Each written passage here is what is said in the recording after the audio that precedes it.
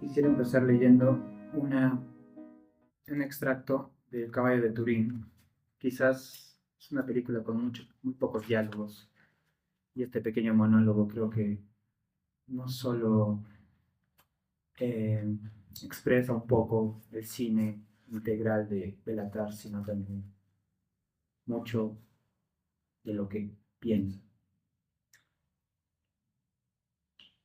Todo ha sido degradado, pero puedo decir que ellos han arruinado y degradado todo, porque esto no es algún tipo de cataclismo que cae sobre los humanos.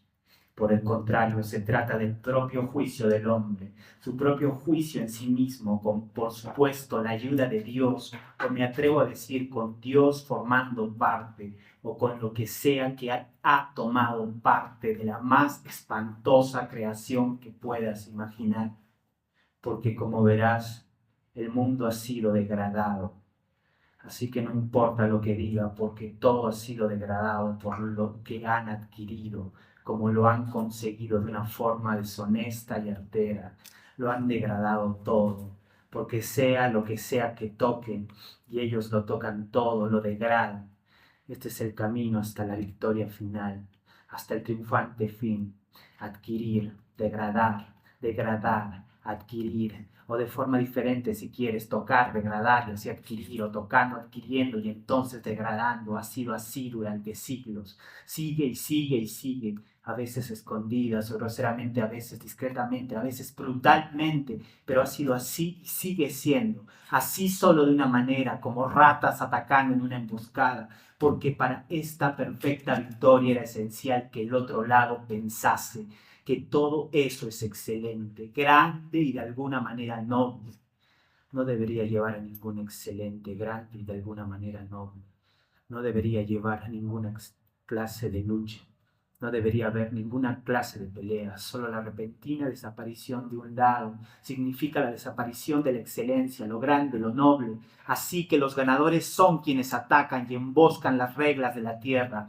Y no hay ningún pequeño recoveco donde uno puede esconderse de ellos, porque todo lo que ponen sobre sus manos es suyo, incluso cosas que pensamos que no podemos alcanzar. Ellos sí pueden, también son suyas, porque el cielo ya es suyo y todos nuestros sueños suyos, suyo el momento, la naturaleza, el silencio infinito, hasta la inmortalidad es suya, ¿me entiendes? Todo, todo está perdido para siempre.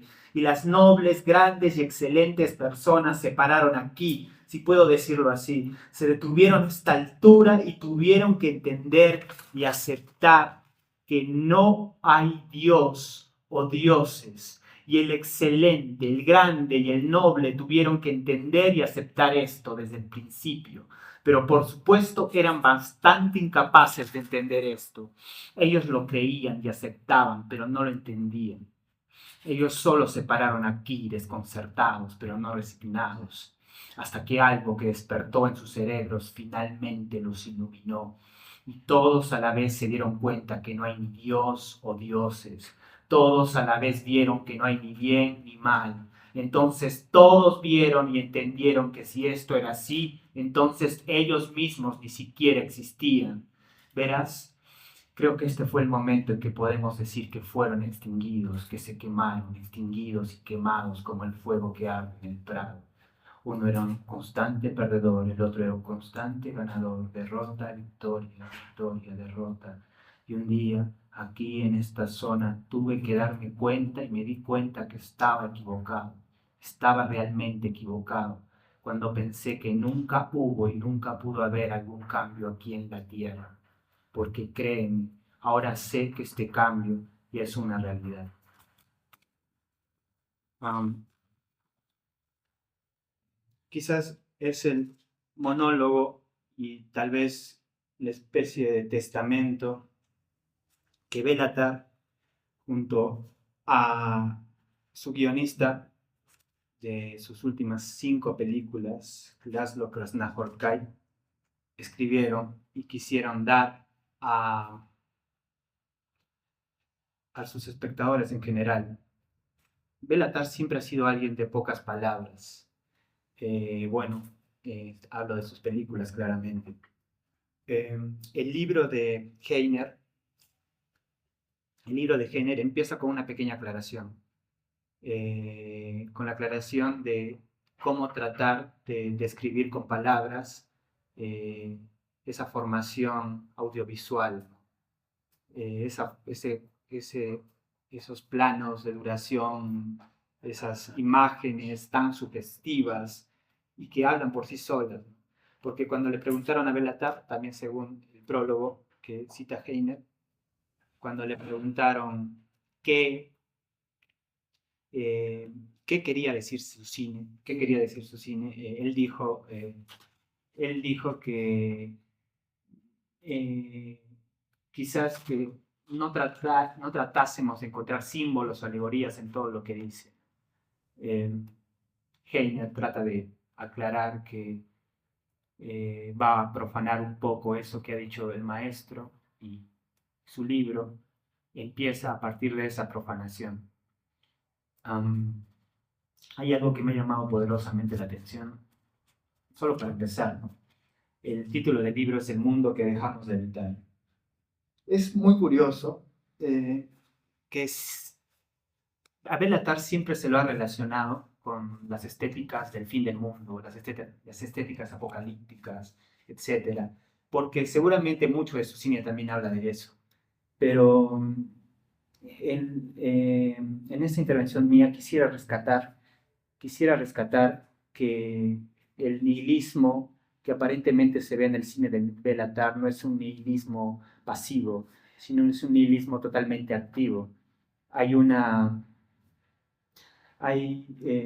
libro de Enzo Traverso que se llama La melancolía de las izquierdas, que es un libro muy sugerente sobre cómo las izquierdas en nuestro siglo empiezan a ver el fin de las utopías como de una forma melancólica, ¿no? Y de una forma también derrotista, de una forma que lleva siempre al estancamiento.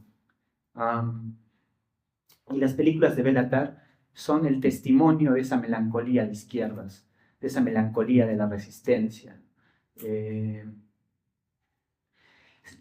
Sin embargo, me parece que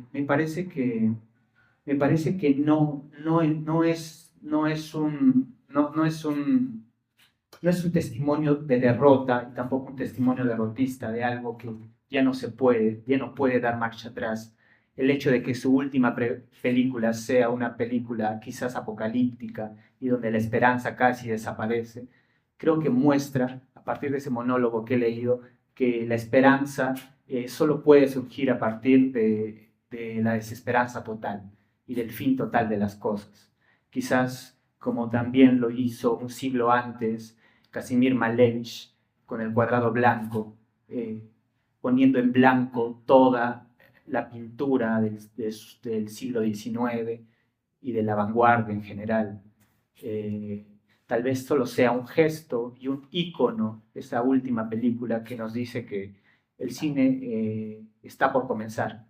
El cine siempre está por comenzar. Y la utopía y la esperanza también está siempre por comenzar. El título del libro de Heiner es El mundo que dejamos de habitar.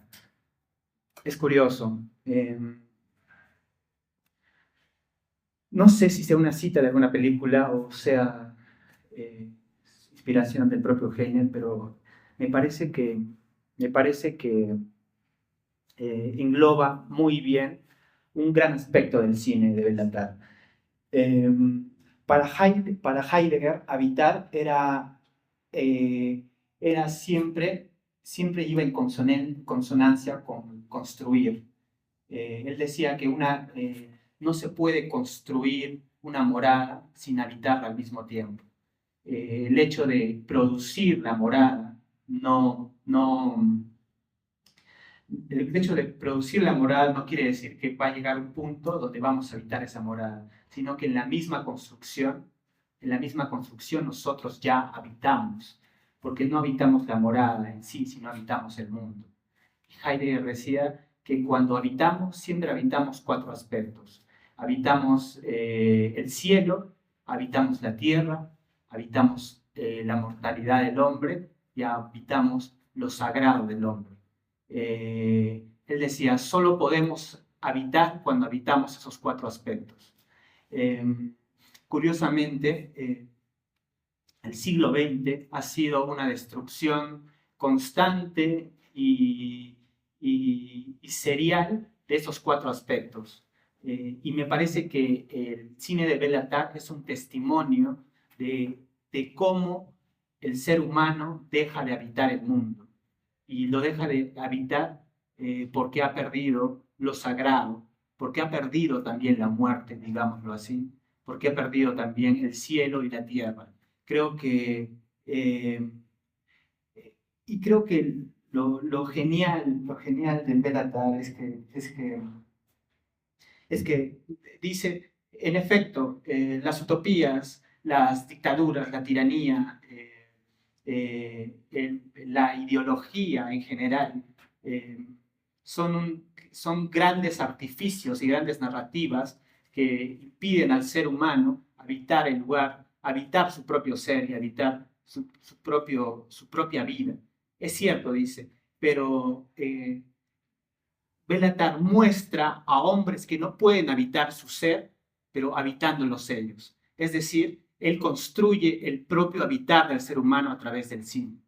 Y curiosamente, y creo que ahí radica la gran melancolía de sus películas, porque en sus películas se ve el fracaso de los personajes de no poder habitar sus sueños, no poder habitar esos grandes anhelos, pero a partir de que hay un ser humano detrás que está creando planos, de duración, tiempo, temporalidades, formas, que está recreando música y armonías para que por lo menos el hombre habite la utopía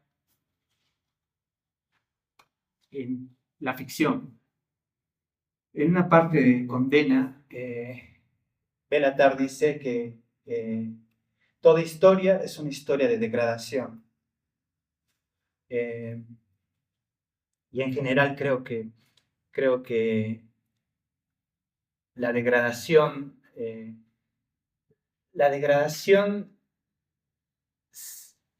es una forma quizás entrópica, una forma quizás vertiginosa de poder recrear otras nuevas ficciones. A ver, hay algunos aspectos que quisiera quizás rescatar del libro, quizás también criticar. Hay 4 aspectos, creo.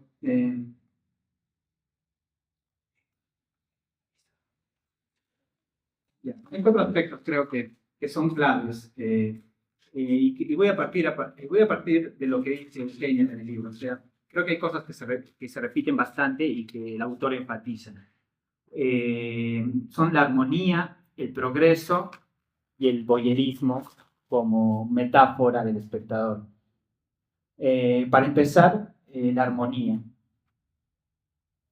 En Béla Tarr siempre hay un orden. En las películas, cuando hablo casi siempre de Béla Tarr, sobre todo hablo desde La Condena, ¿no? Las películas creo que las películas anteriores son un poco películas de formación, pero creo que las grandes películas empiezan desde La Condena. Y me parece que la armonía, que es algo que también rescata mucho Heiner en el libro, la armonía como no tanto esa forma renacentista de ver las esferas, de ver el mundo como algo ordenado, sino la armonía como un orden impuesto por la ideología, un orden impuesto por cierta tiranía trascendente que habita siempre en los mundos, en las películas que hace Béla Tarr. Y para ser contextuales, la Hungría en la que firma Béla Tarr es la Hungría soviética, ¿no? La Hungría de las granjas fracasadas, la Hungría de la Europa del Este, ¿no? Que en sí es un proceso de degradación, ¿no? A lo largo de toda la historia, por lo menos del siglo XX. Y creo que eso plasma muy bien Bélatar. Y Bélatar habla de la armonía de esas utopías, pero irónicamente es una armonía siempre tiranizada, es un orden impuesto por una tiranía que excede a los personajes. Lo que me agrada de muchas partes es que Heiner capta muy bien el hecho de que los personajes siempre tienen la necesidad de fugar de esa armonía, de fugar de ese orden, y de fugar de eso de forma muchas veces poética, muchas veces bailando bajo la lluvia, muchas veces creando alegorías del universo, ¿no? Como en la primera escena de Armonías de Vermeister, o muchas veces creando metáforas hermosas, como una ballena, como una niña muriendo con un gato en un templo, etc. O como la canción en un bar casi derruido, ¿no? Un bar que se llama Titanic, eh, lleno de metáforas, lleno de metáforas. Y creo que esa armonía autoimpuesta siempre es motivo de fuga, siempre es motivo de pequeñas fugas. Y me gusta que rescate Heiner eso del cine, de las películas de Bélatar. Otra cosa es el voyerismo. El voyerismo como no solo metáfora del que ve y no puede hacer nada frente a eso que ve, sino también metáfora frente al espectador que ve la película y que no y que se sabe frustrado ante esa pérdida irremediable de las esperanzas y los sueños de los personajes. Me encanta eso, porque creo que hay un gran salto, por ejemplo, me parece que Rancière toma esta referencia. Hay una película de Hitchcock que es La ventana indiscreta. En La ventana indiscreta hay una especie también de alegoría de que el personaje es el que ve y a la vez el espectador ve al personaje viendo a los otros personajes. Pero hay cierta esperanza en la ficción, hay cierto devenir del espectador que se identifica con ciertos personajes, etc. Todavía hay algo ahí, todavía hay una narración ciertamente un poco feliz. En cambio, creo que en Bélatar lo que hay es más una especie de claustrofobia del tipo que encerrado en un lugar solo puede atestiguar, ver al mundo irremediablemente destruirse. Es algo que también rescata Heiner y creo que es muy cierto. Bélatar siempre tiene esos personajes medio claustrofóbicos, medio solitarios, que ven lo que pasa ante la imposibilidad de poder actuar. Y para acabar, algo que también podría criticar del libro es la noción de progreso.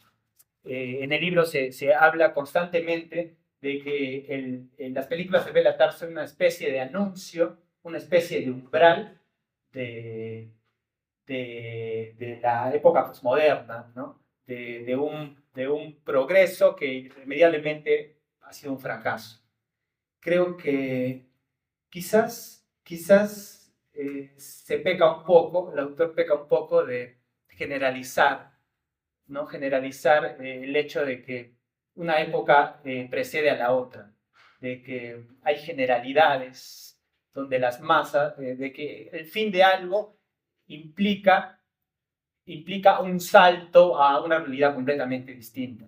Cuando creo que, cuando creo que más que un salto, yo creo mucho en esa frase de Bruno Latour, cuando dice nunca fuimos modernos. Y Bélatar muestra eso, que en realidad nunca fuimos modernos y por lo tanto no podemos ser posmodernos.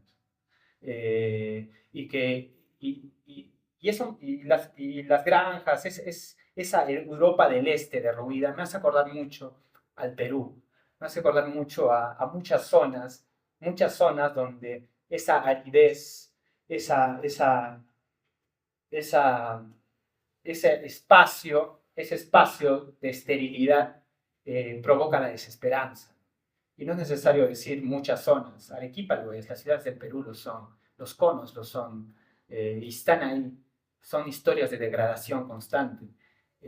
Siempre, una vez creo que le comenté a Fidel, que siempre las calles de Lima me recordaban a las calles de la Condena. Calles donde los edificios están sin pintar, están echados al abandono, están echados a la entropía, y eso se ve mucho en los rostros de las personas, que siempre están como en un estado paranoico y de acecho constante. Algo que quizás tal vez solo alguien de provincia puede ver más fijamente, ¿no? Y creo que esa mirada provinciana es lo que me gusta mucho del cine de Béla Tarr. Y para acabar, quiero rescatar mucho de que se hable de Béla Tarr desde Arequipa, de que se hable de Béla Tarr desde el Perú, que se hable de Béla Tarr desde Latinoamérica. Y creo que esa es una forma de descolonizar. No solo es de construir discursos que nos llegan, sino es hablar de ellos así como ellos han hablado de nosotros durante siglos. Quizás ahí había una crítica también, que alguna vez teníamos una discusión cuando estábamos con Heiner y Fidel, del hecho de que quizás se debería empezar a hablar también un poco del cine nuestro, ¿no? El cine local, del cine latinoamericano, que en realidad también está cubierto en muchos aspectos. Pero también podemos ver el libro de Heiner, no tan, yo no lo vería como un gesto de alienación al discurso europeo, sino como un gesto, sino que cuando hablas de ese otro, tú ya te haces un sujeto del discurso. Como sujeto del discurso tienes ya un poder. Creo que el mayor gesto descolonizador es hablar del otro, así como ellos hablan de nosotros. Hablar de Béla Tarr en Arequipa es un gesto que hay que reconocer. Bueno, pues, bueno, siguiendo la línea de mi compañero, yo creo que la obra de Béla Tarr es profundamente filosófica. Creo que esta meditación tan fuerte que la obra de Béla Tarr nos da esa capacidad de expandirnos en cuanto a interpretación, nos remite, yo creo, principalmente a 4 puntos muy importantes que creo que pueden extenderse a toda su obra, y es el existencialismo, el nihilismo, la fenomenología, y creo que una cuestión que puede condensar estos 3 puntos es la abyección, ¿no? Entonces, hemos visto cómo Béla Tarr trata de explorar la existencia humana sin embellecerla, tiene una estética muy particular, y es una estética, como diría Max Horkheimer o Theodor Adorno, es una estética de la incompletitud, porque realmente trata de separar esas categorías de lo bello, y creo que trata de poner sobre la palestra la categoría de lo feo, ¿no? Y por decir lo feo es lo material, lo cotidiano, ¿no? Y realmente esto, como dijo Moisés, creo que nos lleva, sobre todo en la frecuencia de los planos, las cuestiones estéticas que se pueden ver dentro de su obra, a ese enclaustramiento, esa cuestión que resalta aún más eh, la desesperación, la desesperanza, la caída, la degradación. Entonces, el trasfondo filosófico de su cine es vastísimo, y obviamente, como dije, está influenciado por el existencialismo y creo que más que todo el nihilismo, porque creo que Béla Tarr al final se remite mucho a esta cuestión nietzscheana del eterno retorno, ¿no? Porque vemos que incluso en algunas escenas se puede ver esa circularidad que realmente genera desesperación en la persona que lo está viendo, y como diría San Agustín, ¿no? Esta tragedia es importante porque mediante la tragedia podemos conocer realmente estas cuestiones humanas tan profundas, y no podemos conocerlo si nosotros ya no lo hemos vivido. Y también rescato lo que dijo Moisés respecto a esta cuestión de descolonizar lo que se nos presenta y de poder tomar ese poder, esa posición de poder sobre estas narrativas, ¿no? Porque también nos pasa, porque nosotros somos periferia y sabemos muy bien las cuestiones de las que aborda Belatar. Y bueno, he recogido algunas frases que creo que pueden resumir bastante su obra de algunos filósofos. Yo creo que Belatar tiene una gran influencia en Nietzsche y principalmente creo que se enfoca en Nietzsche para realizar toda su producción. Y es que, sobre todo en El caballo de Turín, vemos esta figura de Dios, ¿no? Y el hombre que también se cuestiona ese poder creador, ese motor con capacidad material también. Y es que el hombre, en su orgullo, creó a Dios a su imagen y semejanza. Esto refleja la idea de que muchas de las estructuras que nosotros creemos son preestablecidas, realmente son invenciones, ¿no? Son estructuras que el ser humano ha creado y esas estructuras son artificios. Y bueno, esto coincide mucho con el tema de esa alienación que habla Belatar, que va más allá de cuestiones materiales, ¿no? Porque no está refiriéndose a un sentido de alienación en un sentido marxista, ¿no? Porque, bueno, él es bastante crítico con esta época donde, bueno, más que nada es un estalinismo, pero se aborda mucho ese deseo, esa, por decirlo así, utopía comunista, que realmente yo también creo que también es una crítica a la par al capitalismo por ser ideologías que pretenden dar sentido a la existencia humana, pero realmente que veo una cuestión, un tinte muy fuerte de nihilismo en Belatar, que el mundo está desprovisto de cualquier tipo de valor y cualquier tipo de sentido que nosotros le intentemos dar siempre se va a terminar desvaneciendo, ¿no? Y esta cuestión también quería tocar el tema de la libertad porque se ve en su producción cómo los personajes siempre al menos tienen esa cuestión de llegar a la libertad o querer saber qué es o ser libre, pero al final no lo consiguen, ¿no? No lo consiguen y volvemos a esta cuestión de la circularidad, ¿no? Realmente no se llega a un fin y es una cuestión de una cadena de decadencia, ¿no? Incluso las personas tienden a deshumanizarse en cierto sentido, ya citando más lo que es la abyección, ¿no? Como ese fenómeno en el cual uno se desarraiga del yo y tiende a experimentar esas cosas que la sociedad reprocha, ¿no? Cree que está mal, aquello que es lo sucio, lo vil, y muchas veces los personajes se ponen en esta posición. También mi compañero citó a Martin Heidegger en relación al título del libro. Yo también había escogido una cita de Heidegger parecida, y es que realmente el mundo que dejamos de habitar hace alusión a que este mundo realmente no nos pertenece, ¿no? Y que el ser humano es un ser para la muerte, ¿no?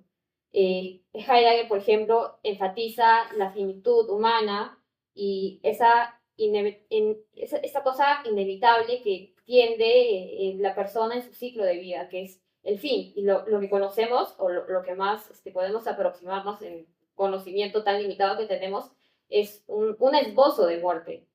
Eh, y bueno, también podría citar, como dije, a esta cuestión que condensa para mí todos estos problemas filosóficos, que es la abyección. Y Julia Kristeva hablaba mucho de esto, ¿no? Como dije, la abyección es ese fenómeno psicológico en el cual uno manifiesta esa separación del yo. No hay propósito, no hay sentido y por ende todo tiende a animalizarse. Y esto lo veo muy fuerte en mis personajes, ¿no? Esta animalidad como una manifestación de la abyección, en la que los individuos pues ya no pueden operar dentro de los límites de la sociedad. Y también Moisés mencionó algo muy importante que me gustó, y es que este nihilismo no es un nihilismo pasivo, sino que creo que busca una respuesta a pesar de todo, y creo que este nihilismo puede convertirse en un existencialismo. Busca una respuesta donde la persona sea el actor para poder crear, no decirlo una sociedad así, porque creo que tiene muchos parámetros la etimología sociedad, pero sí poder crear un nuevo yo que, aunque sea cíclico, se mantiene. Y ese es el quid de la vida, para mí, que Bélatar se refiere. Muchas gracias, Nicole. Bueno, antes que nada agradecer la invitación, de verdad, agradecerles a todos por estar aquí. Y bueno, no está de más siempre resaltar la importancia de esta publicación, de calidad de ediciones a publicaciones especializadas en lo que es cine. De verdad que creo que no he visto una publicación tan completa que comprenda de alguna forma toda la obra de Bélatar, ¿no? Y lo más importante de todo es que está en forma cronológica. Y por eso quisiera empezar hablando un poquito de la primera obra, porque no se ha mencionado mucho, que es Nido Familiar, del año 1977. Y bueno, yo creo que de ahí, o sea, si bien como ya he mencionado, sus primeras obras son un poco donde hay mucho campo de experimentación, no sé si miento todavía, sí se expresa un poco de cómo el contexto, como también lo mencionó Moisés, el contexto social, el contexto político, incluso geológico, influye en estos personajes, ¿no? En esta primera obra de él podemos ver cómo los personajes están prácticamente consumidos por esta crisis económica que los aqueja. Y yo creo que eso de alguna manera repercute a lo largo de toda su filmografía, ¿no? Eh, Quisiera hablar de las memorias de Reimester, porque yo creo que en los primeros 7 minutos de esa película se resume mucho algo sobre lo que se habla también en el libro, ¿no? En el capítulo de la condena, que ya lo mencionaba un montón, la condena y la sociedad, hay una parte donde mencionan que, bueno, él suele partir mucho de una idea de un universo personal que finalmente trasciende en una concepción que ya es un poco más cósmica, ¿no? Y parte de esta visión cósmica se representa en esa película, en el inicio, ¿no? Es increíble porque, bueno, también justo mencionaba Nicole de que hay una no belleza, pero yo logro encontrar una belleza. Quizá de repente es antiestético, pero, por ejemplo, al principio de esa película podemos ver un escenario lúgubre, como lo que es un bar, eh, frío, gélido, está lleno de estos borrachos barbones, así de pueblo, de ciudad. Y de pronto un joven hace una interpretación con ellos mismos sobre la eternidad, sobre qué enseñarles cómo es la eternidad. Entonces hace que uno de ellos interprete al sol y otros dos interpretan a la luna y al planeta Tierra y van girando. En verdad no sé cómo describirlo porque en verdad es bastante cautivador. En cierto punto todo se queda en silencio y él explica que es el fin de los tiempos. Y uno como espectador percibe que está ahí y se queda en silencio junto a ellos.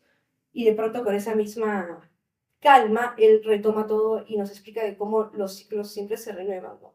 De alguna forma, toda esta atmósfera que él ha creado se interrumpe y él se pierde en la oscuridad, ¿no? Yo creo que eso la primera vez que lo vi me impactó mucho y me hizo apreciar mucho este tipo de cine, ¿no? Que como ya sabemos, de repente no es para todos, no todos pueden apreciarlo, porque en lo que a mí me resulta en particular y que también he podido identificar muchas cosas al leer, es que yo para ver sus películas requiero solamente hacer eso, o sea, no necesito ninguna distracción y en particular estar en soledad para poder entender qué quiere transmitir él en cada secuencia, porque él es un artista, como ya mencionaba, un artista de la miseria, pero la forma en que él utiliza este proceso cinematográfico audiovisual es verdaderamente admirable. Entonces, si por ejemplo lo comparamos con los planos, que algunos lo comparan con Tarkovsky, podemos ver que los movimientos de cámara de Tarkovsky dependen mucho de las acciones de sus personajes. Pero en el caso de Tar, yo puedo percibir que no siempre no. O sea, a veces podemos ver un traveling hipnótico y de repente el personaje hace una acción, no se queda en un punto, pero el traveling sigue. Entonces, yo creo que eso también al mismo tiempo refleja la perpetuidad del tiempo, ¿no? Que es un elemento muy importante en su cine, ¿no? Y si tienen de repente, como yo, interés en lo audiovisual, pueden apreciar también en YouTube el detrás de cámaras del caballo de Turín, si no me equivoco, que está ahí, y es realmente impresionante porque podemos ver todo el proceso que él realiza, ¿no? Él es un autor excepcional, como ya he mencionado, él normalmente también cita mucho a su esposa como codirectora, coeditora también. Y bueno, un aspecto también muy interesante que creo que nos ayuda a comprender su cine es que él bueno, hasta donde yo sé, se crea la música, su compositor crea la música primero y luego en base a eso realizan las escenas. Es por eso que la atmósfera tiene un papel tan primordial y podemos sentir que a veces, bueno, es lo que más o menos he averiguado, no sé si es el mismo proceso para todas para todos sus filmes, porque como digo, al principio se podía notar mucho campo en lo que es la experimentación, ¿no? Y a partir de La Condena ya un poco se solidifica su estilo. Pero bueno, yo creo que es sumamente importante, como ya mencionaba Moisés también, que desde Arequipa se hable de un autor como él, que se genere este tipo de publicaciones especializadas y que hablen de toda la filmografía de un autor. Yo creo que eso inspira mucho también a muchos jóvenes que quieren formarse en lo que es el audiovisual. Y yo creo que es necesario que Bélatar, para algunos puede no ser un referente, pero sí que vean sus obras y que analicen, ¿no? Este tipo de cine que, bueno, ha inspirado bastante también. Y que, bueno, yo creo que el libro en sí es, como digo, no he encontrado, buscando publicaciones, no he encontrado otra tan completa que analice todas sus obras. Entonces, nos ayuda a comprenderlo y también nos invita a que podamos ver las películas que, digamos, no hemos visto, porque hay algunas que la verdad yo no he podido ver de la obra, pero que sin duda me han animado a poder verlo. Entonces, eso sería en parte lo que quería comentar. Un aplauso para los.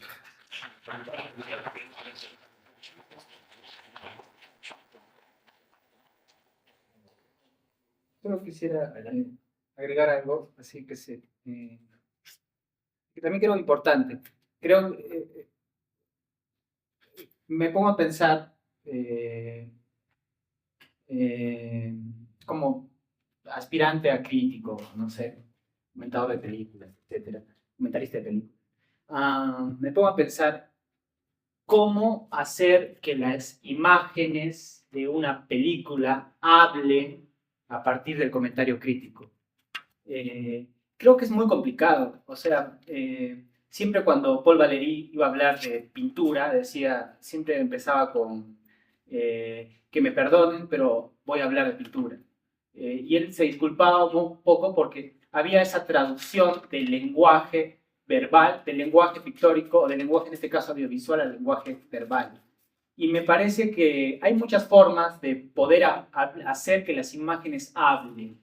Y no sé si sea personal, pero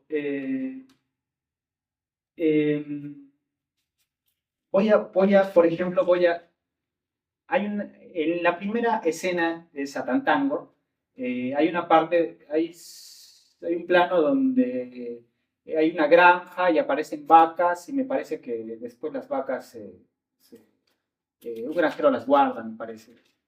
Será 10 minutos de esa escena, por ejemplo. Y Gene la describe así. El establo y las vacas, embarradas y con el hocico crujiente de sufrimiento y dolor, representan al rebaño cristológico de los seres humanos.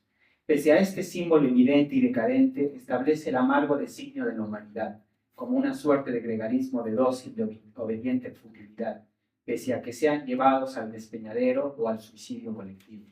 En efecto, si uno ve la película, las vacas pueden simbolizar eso, pueden representar eso. Y me pregunto por qué Bélatar tenía tantos reparos en que no veamos símbolos en sus películas. Y por qué Heiner hace precisamente lo contrario. Cuando vemos sus películas es inevitable que surjan muchas ideas. Es inevitable que surja eso, tratar de ver el sentido. Y me parece que tal vez ese sea tal vez un poco el pecado del libro, ¿no? Tratar de verle el sentido a toda la película, a cada plano, ¿no? A cada imagen, a cada escena, y no hacer mucho que las imágenes hablen. Y ahora me pregunto, ¿y cómo hacer que las imágenes hablen? Si no es dándole un sentido, ¿no? Y ese es un gran embrollo que uno se genera cuando quiere hablar de películas. ¿Cómo hacer que las imágenes, que ya son en sí imágenes pensamiento, que no necesitan quizás palabra para expresar la crítica que quieren decir, hablen? A pesar de que puede ser criticable la decisión de Heiner de buscar ese sentido detallado, me parece que también es un gran intento, ¿no? Es un gran intento de tratar de tal vez respondernos a esa pregunta. ¿Cómo traducir lo audiovisual a lo verbal? Y bueno, quizá la otra forma sea la de Rancière, un libro que también recomiendo, que también sobre Bélatar, creo que se llama Después del fin. donde hay otro modo, quizás ya más filosófico, más sociológico. Pero bueno, nada, si adquieren el libro, quisiera que también, tal vez puedan preguntarse eso, ¿no? ¿Cómo hace Heiner que las imágenes de Bélatar hablen? Y así tal vez también pueden ustedes preguntarse cómo haría yo para hacer que estas imágenes hablen o que pueda traducirlas a lo que yo opino de ellas, etc.